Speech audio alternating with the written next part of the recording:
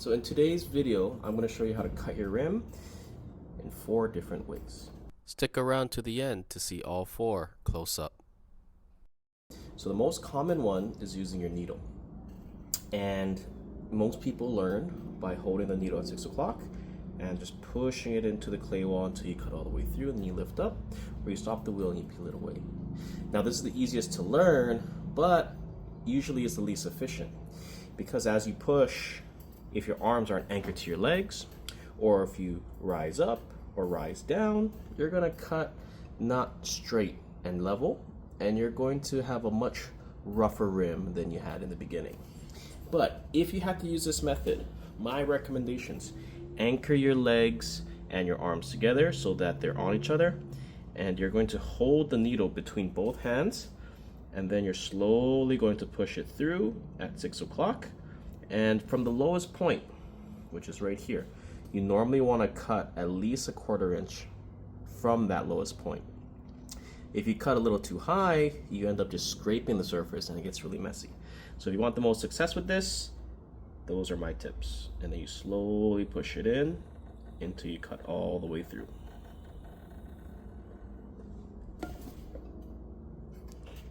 Okay, so it feels pretty level, but that method normally doesn't work well if your rim is really thin. So I'm just gonna round this off. And that is usually the most common, but I often see students, when trying that technique, end up cutting and cutting and cutting, and they can never get it level. So the next one that is a pretty beginner friendly is using floss. And so for the floss, the way I like teaching it is they hold it in their dominant hand. In this case, most people are right-handed. They support their hand with their other hand by placing it below, anchor your elbows to your legs, and position it at around 4 o'clock. Then you take the tool and you drop it down slowly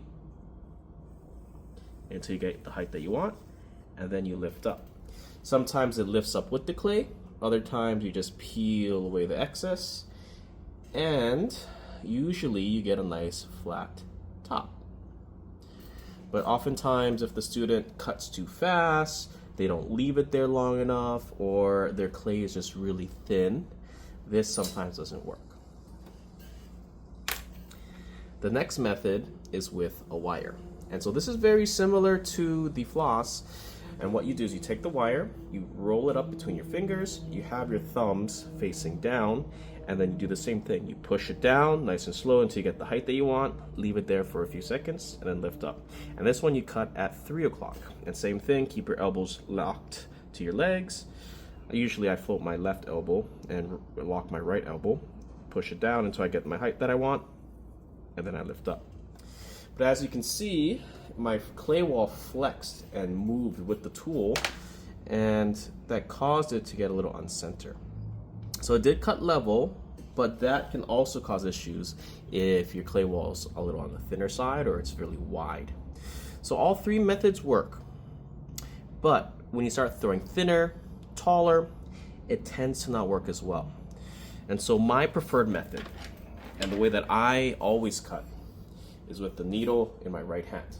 So the way I like cutting the rim to make it level, I take the needle, I place it in my right hand where the butt of the needle is in the groove of my palm.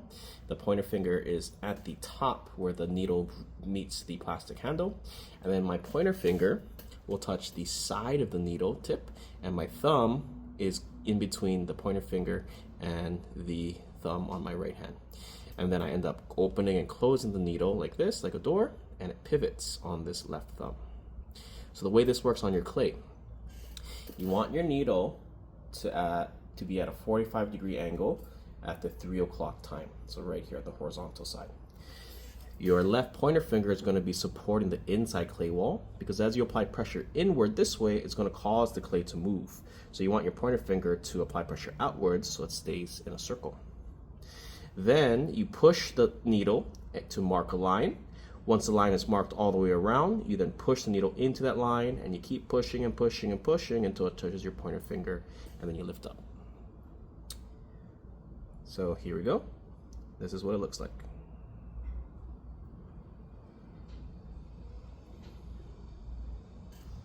Right? The clay will get shocked a little bit, so you just recenter by compressing and keeping your hands there, and then you continue throwing. So those are my 4 preferred methods. Number 1, taking the needle, stabbing.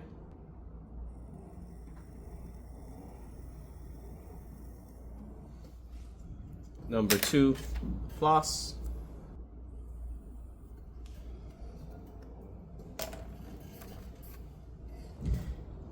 Number 3, wire.